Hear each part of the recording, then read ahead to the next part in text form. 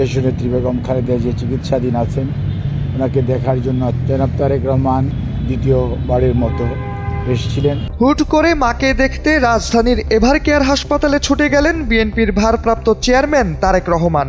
শনিবার রাতে কোনো পূর্ব ঘোষণা ছাড়াই চলে যান হাসপাতালে। এ ঘটনা হয়তো বলে দেয় হাসপাতালে চিকিৎসাধীন খালেদা জিয়ার শারীরিক অবস্থার অবনতি হয়েছে। সেই ঘোষণা অবশ্য আসে আনুমানিক রাত 12:30টার দিকে। বিএনপির স্থায়ী কমিটির সদস্য ডাক্তার AZM জাহিদ হোসেনকে নিয়ে গঠিত মেডিকেল বোর্ড এক জরুরি সংবাদ সম্মেলন করে জানায়, অত্যন্ত সংকটময় মুহূর্ত পার করছেন বেগম খালেদা জিয়া। স্বাভাবিকভাবেই খালেদা জিয়ার অবস্থা উন্নতি হয়েছে এ কথা বলা যাবে না, তবে তার অবস্থা অত্যন্ত জটিল এবং উনি সংকটময় মুহূর্ত পার করছেন।